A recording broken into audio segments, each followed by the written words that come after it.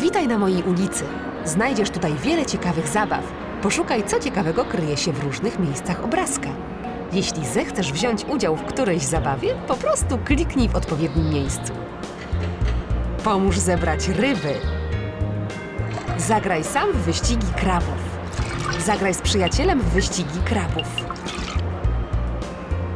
Weź udział w bitwie na torty. Obejrzyj bajkę. Kolorowanka. Pomóż mi zrobić porządki. Obejrzyj bajkę. Dawno temu w pewnym mieście żył stolarz imieniem Geppetto. Przez całe życie zajmował się tym, co lubił najbardziej. Robił z drewna różne przedmioty. Meble, zegary, lalki. Gdy był już stary, poczuł się bardzo samotny. Praca pochłaniała go tak bardzo, że nie pomyślał o założeniu rodziny. Pewnego dnia otrzymał duży, piękny, lipowy klocek. Postanowił wystrugać z niego dużego jak chłopiec pajaca. Gdy lalka była już gotowa, Geppetto kupił jej prawdziwe ubrania i posadził na krześle w warsztacie, by dotrzymywała mu towarzystwa w czasie pracy. Pajacykowi dał na imię Pinokio. Niebawem w domu stolarza zjawiła się błękitna wróżka, która przybyła odebrać zamówiony zegar. Wspaniały zegar tak zachwycił wróżkę, że oprócz zapłaty postanowiła jeszcze jakoś wynagrodzić Geppetta. Ponieważ w drodze do stolarza usłyszała, że ma on piękną lalkę, którą traktuje jak syna, nie namyślając się wiele, ożywiła lalkę. Geppetto był zachwycony. Oto miał teraz upragnionego syna. Malec był psotnikiem i urwisem nie lada. Bawił się całymi dniami i nie miał ochoty pomóc stolarzowi w sprzątaniu czy w kuchni. Gdy coś nabroił, zawsze zrzucał winę na innych. Geppetto nie mógł przekonać Pinokia do mówienia prawdy. Stary stolarz nigdy nie przypuszczał, że opieka nad dzieckiem może być tak trudna. Któregoś razu ponownie odwiedziła go błękitna wróżka. Geppetto powiedział jej o kłopotach z niesfornym pajacykiem. Wróżka poradziła mu, aby wysłał Pinokia do szkoły. Ponadto powiedziała pajacykowi, że odtąd po każdym kłamstwie jego nos będzie się wydłużał. Pinokio nie chciał paradować z długim kulfonem, więc obiecał przestać kłamać. Geppetto kupił chłopcu książki i zeszyty i pewnego pięknego poranka Pinokio wyruszył do szkoły. Przed wyjściem chłopiec obiecał ojcu, że postara się być dobrym uczniem. Idąc do szkoły, drewniany chłopiec zboczył na rynek, gdyż zauważył przedstawienie teatru marionetek. Drewniane lalki, podobne do Pinokia, bardzo mu się spodobały. Pajacyka zauważył właściciel teatrzyku. Złapał Pinokia i wsadził go do klatki. Będziesz moim najlepszym aktorem, powiedział chłopcu. Uczynię z ciebie gwiazdę i zarobisz dla mnie mnóstwo pieniędzy. Pinokio nie miał nic przeciwko temu, aby zostać sławnym aktorem, ale nie podobało mu się, że był trzymany w klatce. Kiedy nadeszła noc, właściciel teatru poszedł do karczmy świętować przyszłe sukcesy. Uwięziony Pinokio na cały głos zaczął wzywać pomocy. Usłyszała go i uwolniła błękitna wróżka. Zaprowadziła pajacyka do rozpaczającego za zagubionym synkiem Geppetta. Stolarz bardzo się ucieszył z odnalezienia Pinokia. Z tej radości wybaczył mu, że pajacyk nie poszedł prosto do szkoły i przez to wpadł w kłopoty. Następnego ranka Geppetto sam zaprowadził synka do szkoły. Jednak nauka nie podobała się pajacykowi. Czytanie było strasznie trudne, pisanie jeszcze trudniejsze, a surowy nauczyciel okropnie krzyczał na uczniów. Tak więc Pinokio na jednej z przerw uciekł ze szkoły i poszedł do lasu na wagary.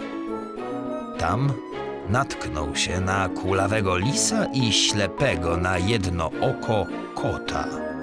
Byli oni znaną w okolicy parą oszustów. Pinokio, mały, ufny chłopiec, nigdy o nich nie słyszał. Przechery zobaczyły u chłopca nowe książki i zeszyty. Sprzedaj nam te książki i zeszyty. Na pewno nie będą ci już potrzebne, zaproponował chłopcu lis. Twój tato na pewno ucieszy się, jak przyniesiesz do domu pieniądze. Pinokio pomyślał, że zwierzęta mają rację.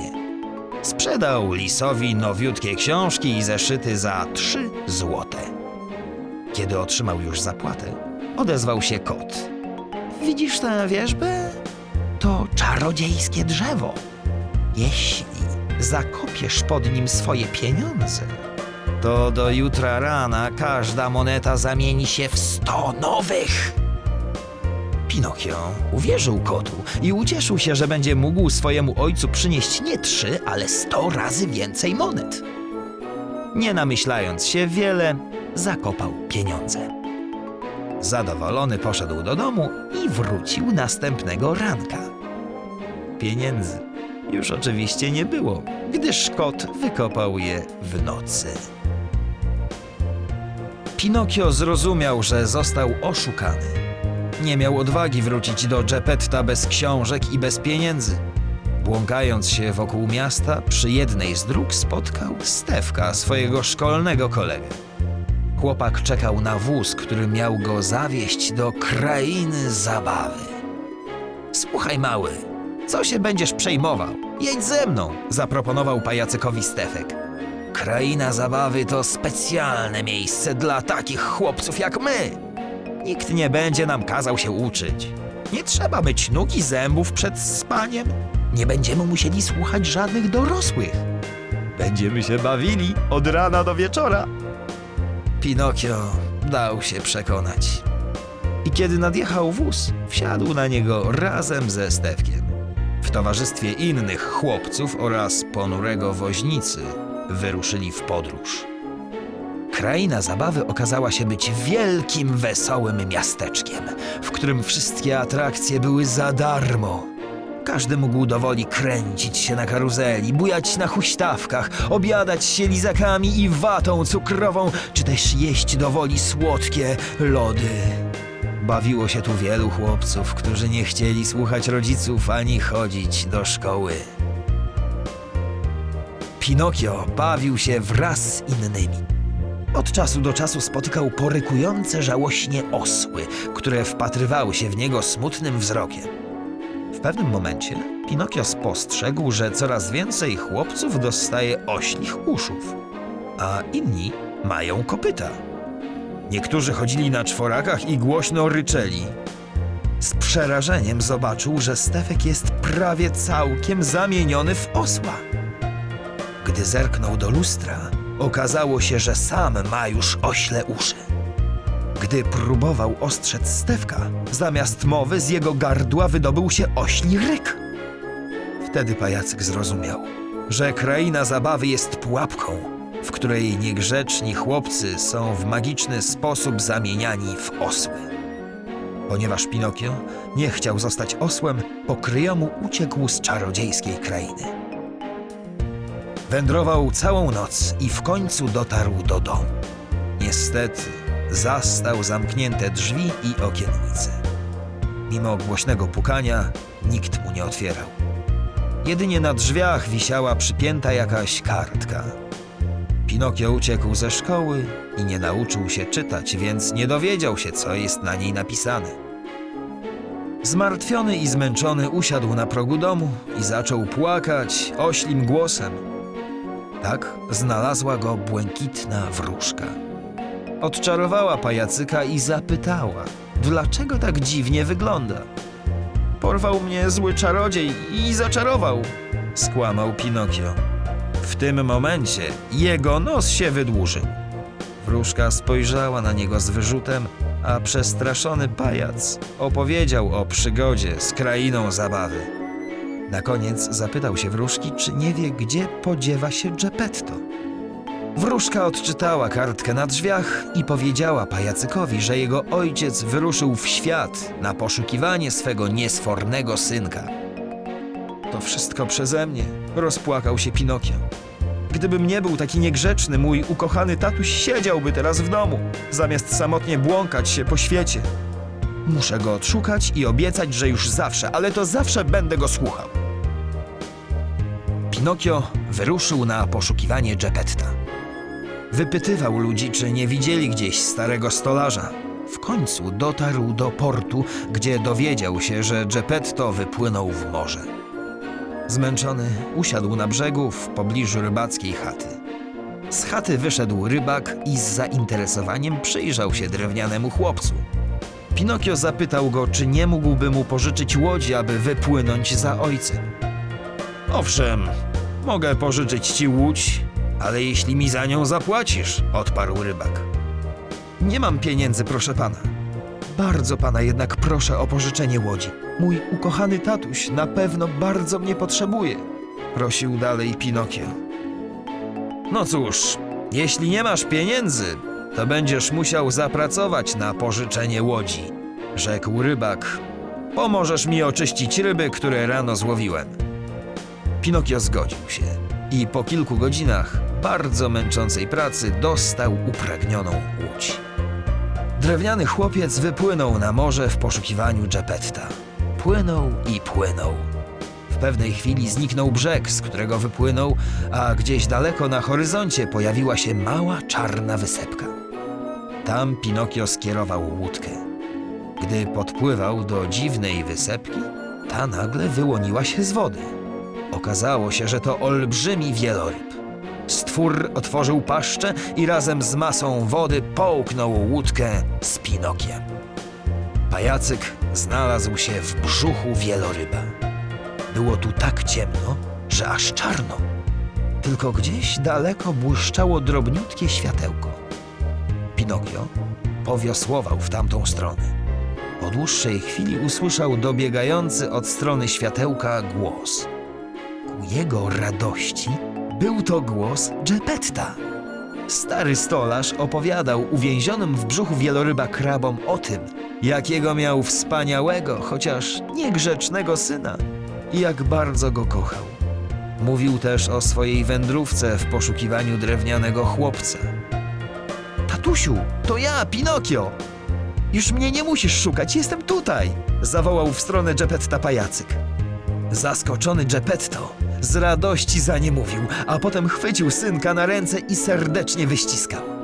Po chwili chłopiec opowiedział ojcu o szkole, o swojej przygodzie z lisem i kotem oraz o krainie zabawy. Opowiedział samą prawdę i ani razu nawet troszeczkę nie skłamał. Na koniec rzekł: Tatusiu, tak bardzo ciebie kocham. Strasznie było mi smutno, że nie zastałem ciebie w domu, jak wróciłem. Obiecuję, że już zawsze będę grzeczny, nie będę kłamał i będę robił to, o co mnie poprosisz, abyś nigdy więcej nie musiał mnie szukać. Geppetto jeszcze raz uścisnął syna, po czym zmartwiony powiedział: Synku kochany, ale jak my się wydostaniemy z brzucha tego potwora? Zbierzmy wszystkie drewno, jakie tu znajdziemy i podpalmy. Kiedy wielorybowi zrobi się gorąco, to otworzy paszczę, aby się napić i wtedy uciekniemy, zaproponował chłopiec. Wspaniały pomysł. Bierzmy się do roboty, zawołał ucieszony stolarz. Wraz z zaprzyjaźnionymi krabami, które również miały ochotę na ucieczkę, zebrali wszystkie znalezione kawałki drewna na jeden wielki stos. Za pomocą lampki podpalili go, a sami wsiedli na łódkę. Wkrótce mokre drewno rozpaliło się, dając oprócz ognia mnóstwo dymu. Wielorybowi zrobiło się w brzuchu gorąco. Dodatkowo gryzący dym drażnił mu gardło. W pewnej chwili stwór otworzył paszczę i kichnął. W ten sposób z wielką siłą wyrzucił ze swojego brzucha palące się drewno, kraby oraz łódkę z pasażerami. Geppetto i Pinokio szybko powiosłowali do brzegu, oddali łódź rybakowi i udali się do domu. Odtąd, zgodnie z obietnicą, Pinokio słuchał się we wszystkim ojca, pilnie chodził do szkoły, nauczył się czytać, pisać i liczyć, pomagał ojcu w domu. W wolnych chwilach, tak jak dawniej, bawił się z innymi dziećmi. Czasami broił, ale zawsze przyznawał się do tego, co zrobił.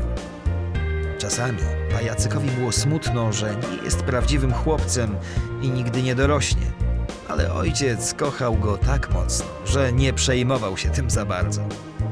Gdy minął rok od przygody z wielorybem, dom Geppetta odwiedziła błękitna wróżka.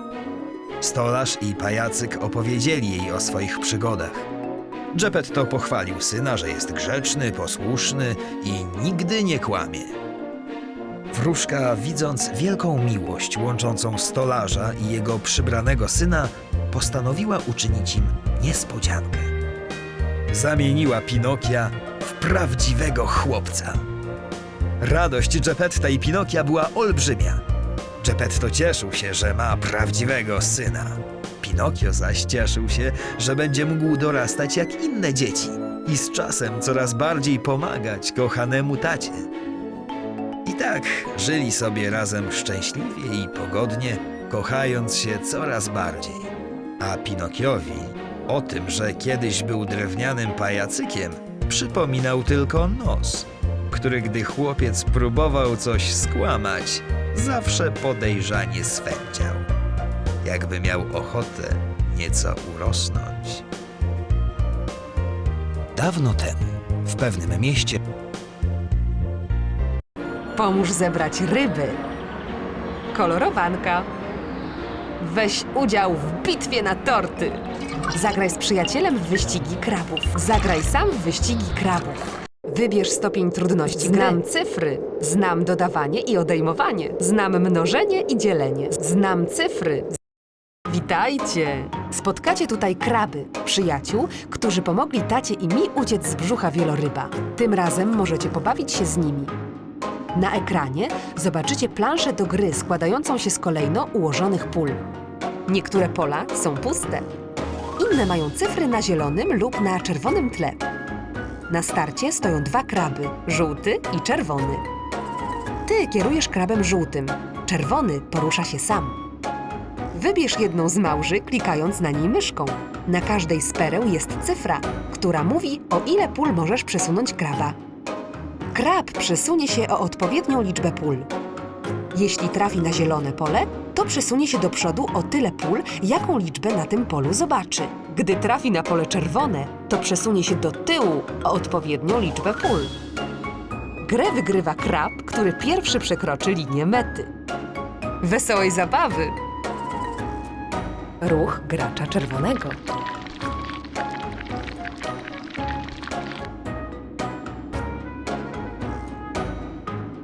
Ruch gracza żółtego.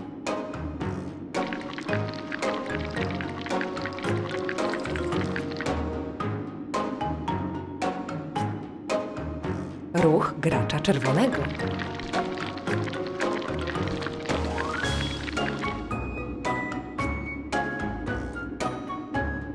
Ruch gracza żółtego.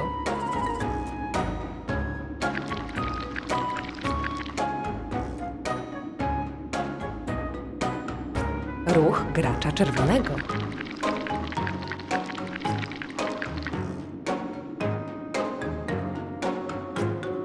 Ruch gracza żółtego.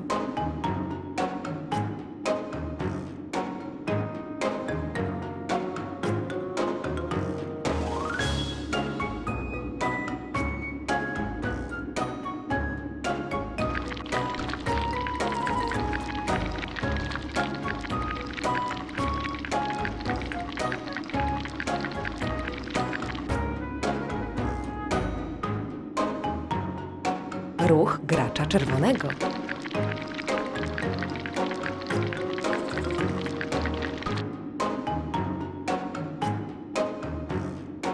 Ruch gracza żółtego.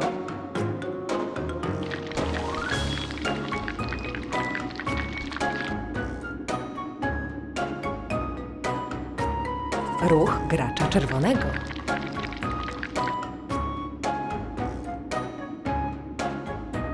Ruch gracza żółtego.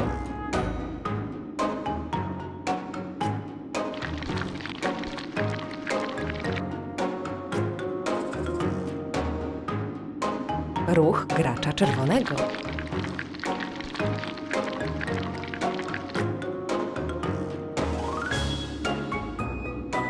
Ruch gracza żółtego.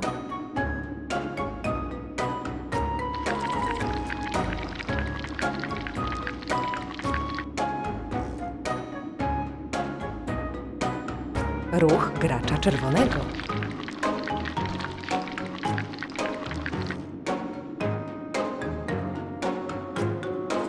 Ruch gracza żółtego.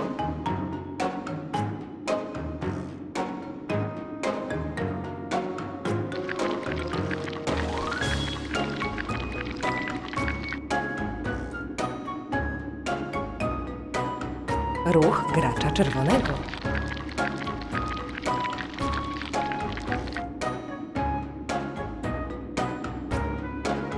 Ruch gracza żółtego.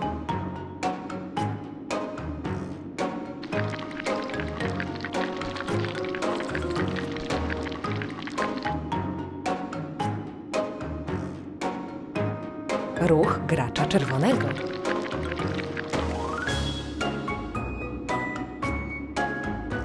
Ruch gracza żółtego.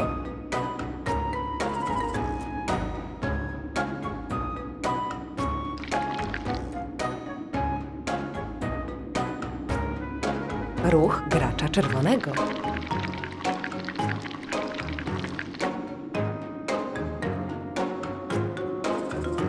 Ruch gracza żółtego.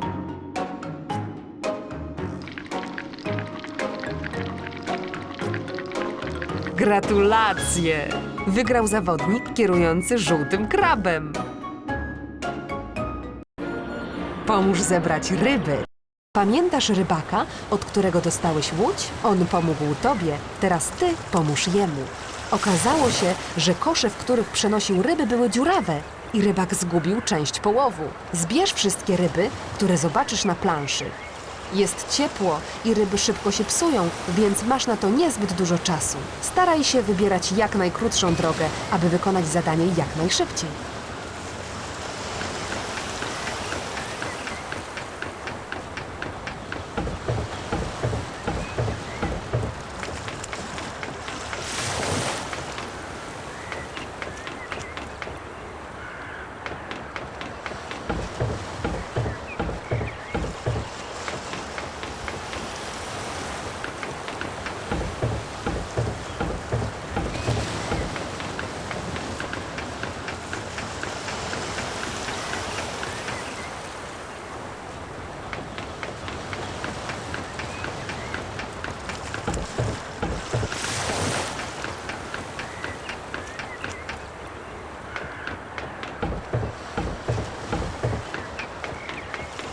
Super, zdążyłeś! Świetnie zaliczyłeś ten etap. Jestem pod wrażeniem.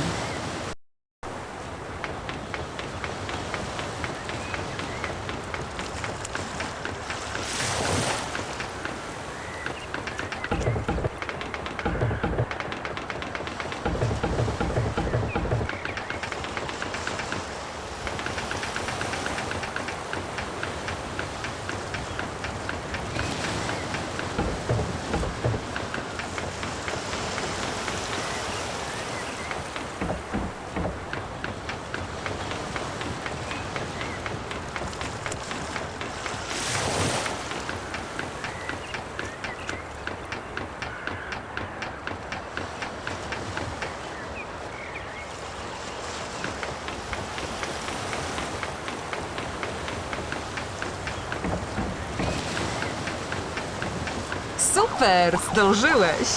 Świetnie zaliczyłeś ten etap. Jestem pod wrażeniem.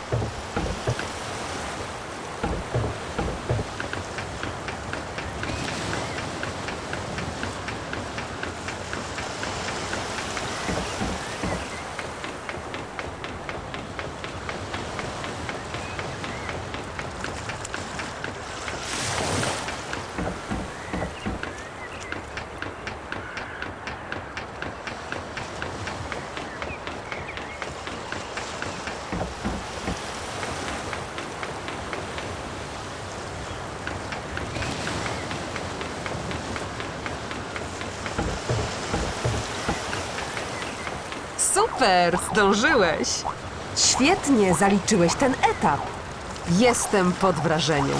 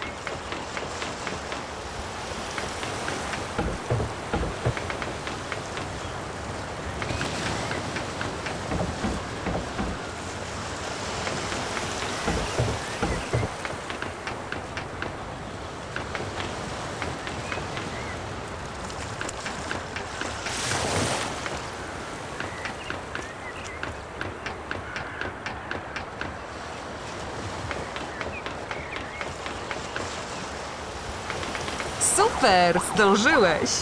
Świetnie zaliczyłeś ten etap. Jestem pod wrażeniem.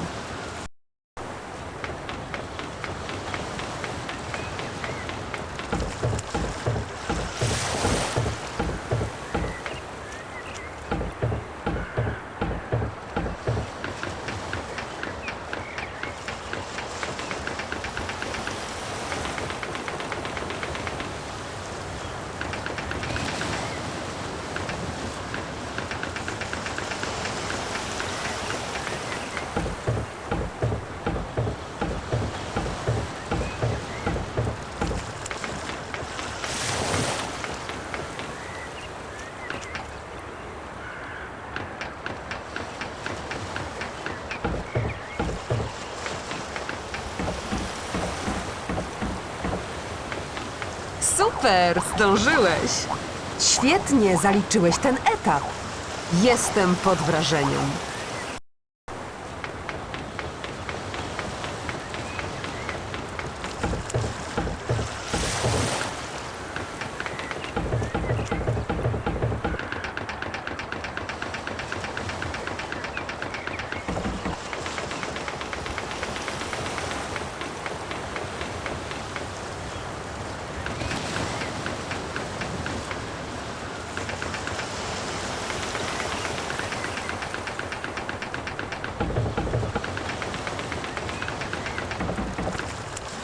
Super, zdążyłeś! Świetnie zaliczyłeś ten etap. Jestem pod wrażeniem.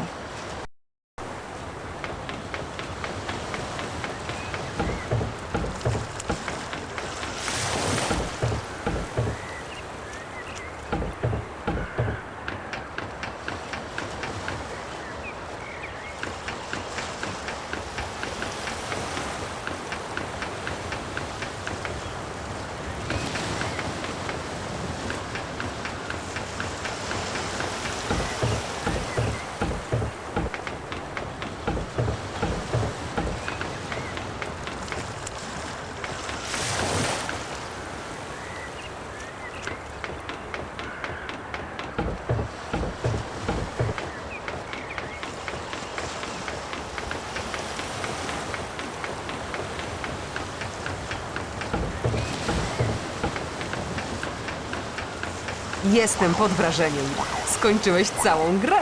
W dodatku zdobyłeś tyle punktów, że możesz wpisać się na listę najlepszych wyników. Obejrzyj bajkę, weź udział w bitwie na torty. Wybierz planszę, lunapark, festyn, lunapark. Witaj w bitwie na torty. W wesołym miasteczku znajduje się tablica z otworami, przez które wyglądać będą twoi koledzy. Za pomocą myszki kliknij na wybraną osobę.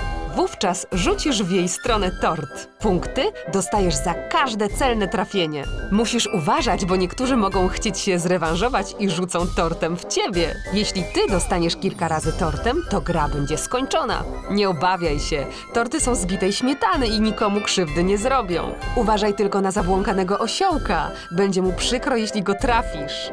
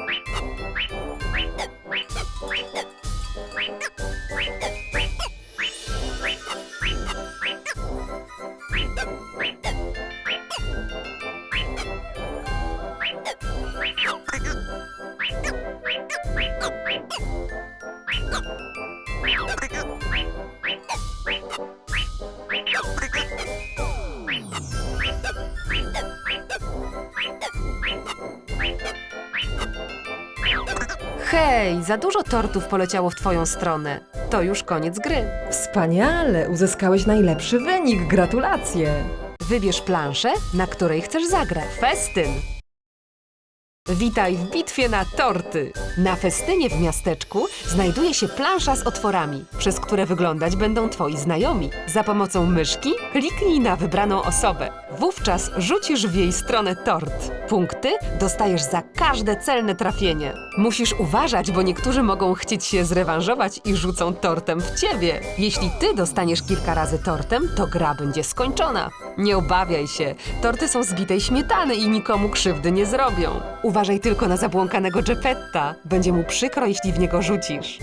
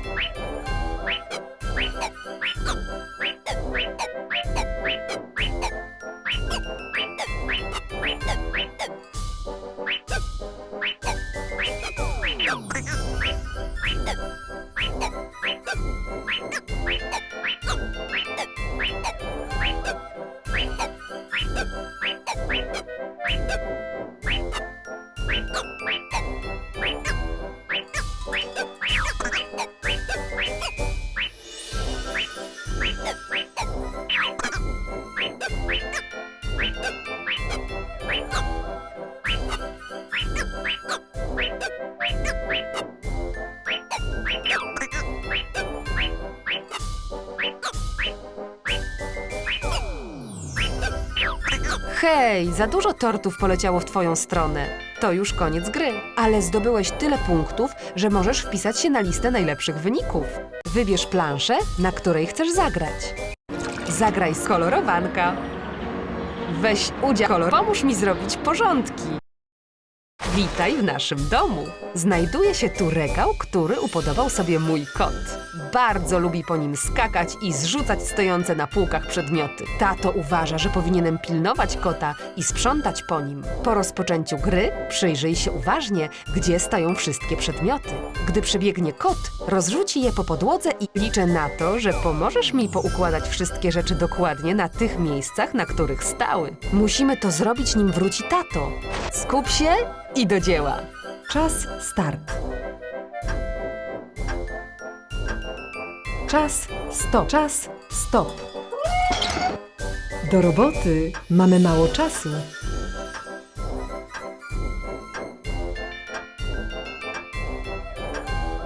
Czas stop. Znakomicie! Jesteś świetny! Przed tobą następne, trudniejsze zadanie. Liczę na to, że pomożesz mi poukładać wszystkie rzeczy dokładnie na tych miejscach, na których stały. Czas start. Czas stop. Czas stop. Do roboty mamy mało czasu. Czas stop. Znakomicie! Jesteś świetny! Przed tobą następne, trudniejsze zadanie. Liczę na to, że pomożesz mi poukładać wszystkie rzeczy dokładnie na tych miejscach, na których stały. Czas start. Czas stop. Czas stop. Do roboty mamy mało czasu.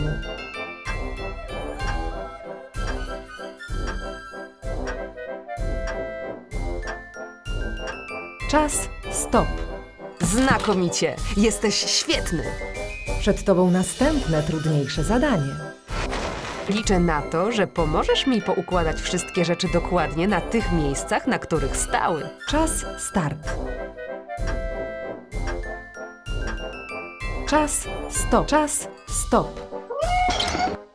Do roboty mamy mało czasu.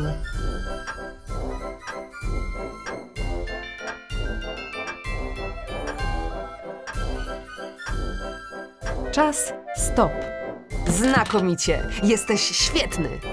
Przed tobą następne, trudniejsze zadanie. Liczę na to, że pomożesz mi poukładać wszystkie rzeczy dokładnie na tych miejscach, na których stały. Czas, start. Czas, stop. Czas, stop. Do roboty mamy mało czasu.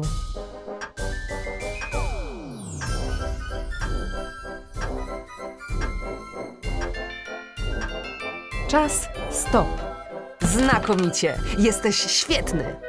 Przed tobą następne, trudniejsze zadanie. Liczę na to, że pomożesz mi poukładać wszystkie rzeczy dokładnie na tych miejscach, na których stały. Czas, start. Czas, stop. Czas, stop. Do roboty mamy mało czasu.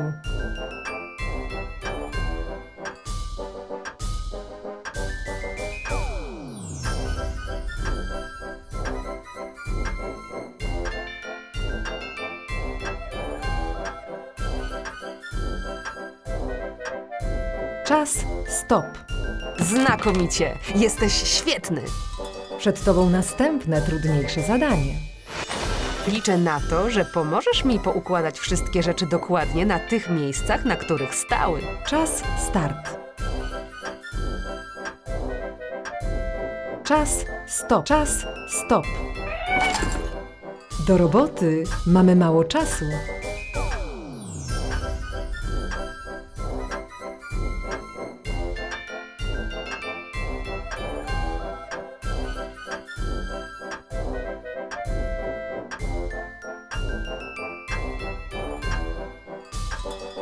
Czas, stop. Znakomicie! Jesteś świetny! Przed tobą następne, trudniejsze zadanie. Liczę na to, że pomożesz mi poukładać wszystkie rzeczy dokładnie na tych miejscach, na których stały. Czas, start. Czas, stop. Czas, stop. Do roboty mamy mało czasu.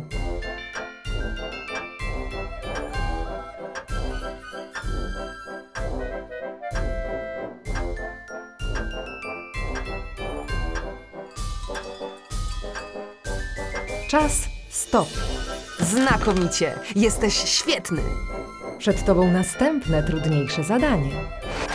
Liczę na to, że pomożesz mi poukładać wszystkie rzeczy dokładnie na tych miejscach, na których stały. Czas, start.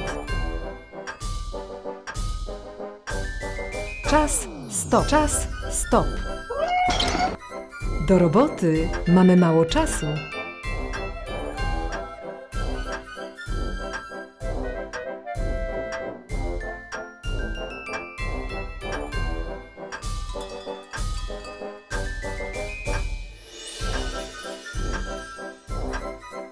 Czas, stop. Znakomicie! Jesteś świetny! Przed tobą następne, trudniejsze zadanie. Liczę na to, że pomożesz mi poukładać wszystkie rzeczy dokładnie na tych miejscach, na których stały. Czas, start. Czas, stop. Czas, stop. Do roboty mamy mało czasu.